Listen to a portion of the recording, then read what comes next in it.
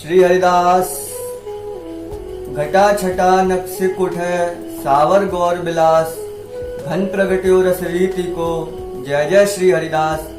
दोस्तों, मैं मुकेश कुंज आपके अपने YouTube चैनल हरिदासी रसोपासना में स्वागत करता हूँ।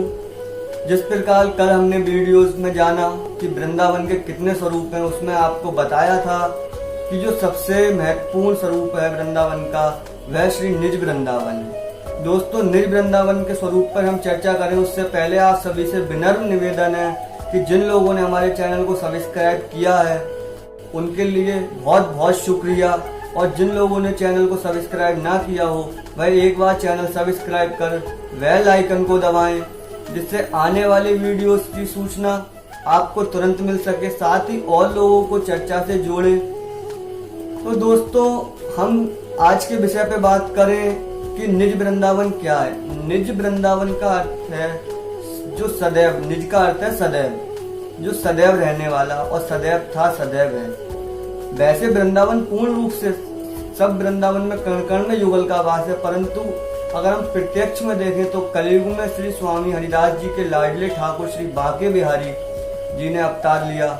इसी प्रकार श्री हित हरिवंश महाप्रभु के लाडले ठाकुर श्री राधा वल्लभ लाल जी, इसी प्रकार श्री राधा रमण लाल जी, ऐसे 8 ठाकुर वृंदावन में जो प्रकट हुए हैं कली काल में। तो वह वृंदावन जहाँ पर किशोरी जी के राज है, और आचार्यों ने बताया है कि हमारे माई श्यामा जू को राज जाके अधीन सदाई सावरो या ब्रज को सरताज, हमारे माई श्यामा जू को राज। तो हम उस वृंदावन की चर्चा कर रहे हैं जिस वृंदावन में स्वामी जू का राज है, जहाँ किशोरी जू की प्रधानता है, जहाँ ठाकुर जी भी उनके चरणों में सेवक बन नौछावर होने को तैयार रहते हैं। ऐसे श्रीधाम वृंदावन की चर्चा कर रहे हो। इसी वृंदावन को निज वृंदावन कहा जाता है। मित्रों, हमें पता होगा जिस समय वृंदावन में महारास हुआ था उस समय स्वयं शंकर भगवान कैलाश छोड़कर वृंदावन में आए थे, और वृंदावन में आज भी नित्य रास होता। बाबा गोपेश्वर महादेव के रूप में श्रीधाम वृंदावन में विराजते हैं। तो ऐसे श्री वृंदावन की महिमा जहाँ आज भी भोलेनाथ रहते हो, जहाँ आज भी किशोरी जू बिहारी जू के संग महारास करती हूँ श्री निधवन राज में, और सेवा कुंज जहाँ आज भी हमारे ठाकुर जी किशोरी जी को चरण दबाते हो, ऐसे श्री वृंदावन जो निज वृंदावन में आता है।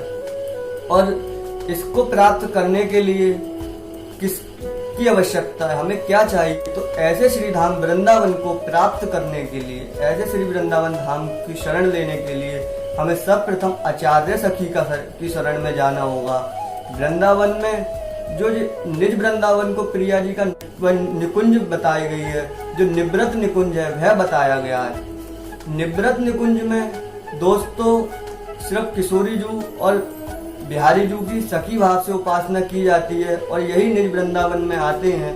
और इस वृंदावन को, इस उपासना को प्राप्त करने के लिए हमें आचार्य सखी का सहारा लेना पड़ेगा, जिसमें ठाकुर जी की 3 सखी श्री ललिता महारानी जो स्वामी हरिदास जी की अवतार हैं, श्री हित हरिवंश महाप्रभु जो श्री ठाकुर जी की बंसी के अवतार हैं, और श्री हरिराम व्यास जी जो विशाखा सखी के अवतार हैं। इस प्रकार हमारे 3 आचार्यों को वृंदावन की रसिक त्रिवेणी भी कहा गया है, और इन्हें आचार्य सखी भी कहा गया है। अगर आपको निज वृंदावन की उपासना और निज वृंदावन की प्राप्ति करनी हो तो सर्वप्रथम आचार्य सखी के चरण का सहारा लेना पड़ेगा।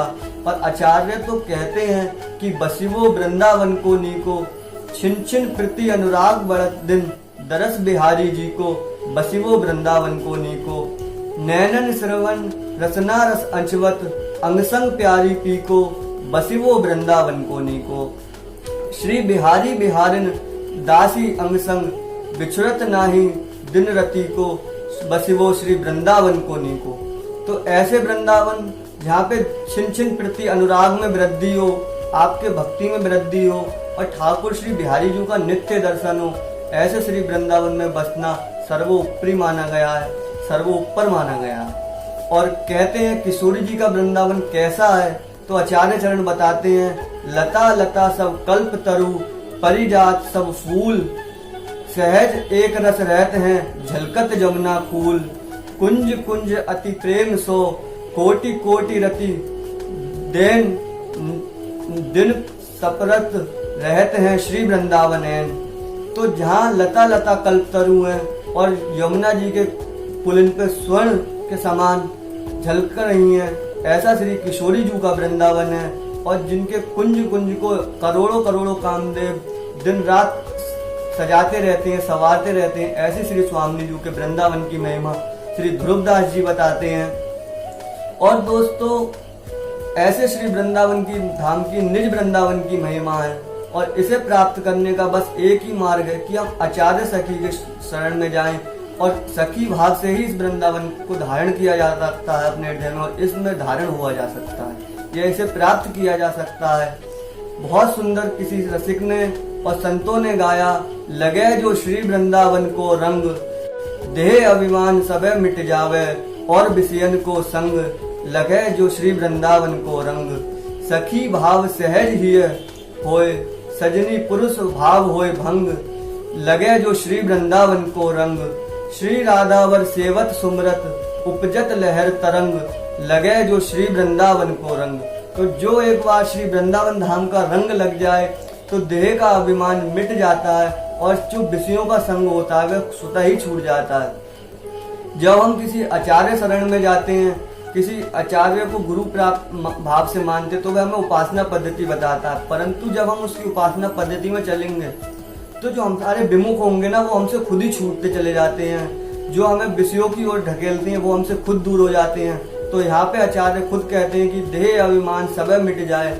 मनुष्य के देह का अभिमान स्वयं मिट जाता है जब वह आचार्य शरण में जाता है और विषयों का संग स्वतः ही छूट जाता है और विषयन को संग मिट जाए और विषयन को संग, लगे जो वृंदावन को रंग। जब वृंदावन का रंग लगता है तब ऐसा जीव के जीवन में होता है, सखी भाव सहज ही हो, सजनी पुरुष भाव हो भंग। जब हम सखी भाव हमारे हृदय में आता है, जैसे बाबा भोलेनाथ के हृदय में जब गोपी भाव आया तो पुरुष भाव उनका स्वयं ही खत्म हो गया। तो ऐसा श्री वृंदावन धाम जिसका रंग भोलेनाथ को लगा तो उनका भी पुरुष भाव समाप्त हो गया। तो दोस्तों, बताते हैं श्री राधावर सेवत सुमरत उपजत लहर तरंग। श्री वृंदावन की कुंज में बैठकर किशोरी जी का भजन नित्य निरंतर बनता है और मन में उनके प्रेम रूपी लहर सदैव तरंग लेती है, तरंग उठती रहती है, सदैव उठती रहती है। ऐसा श्री वृंदावन का रंग। मगर ये सब कब संभव होता है?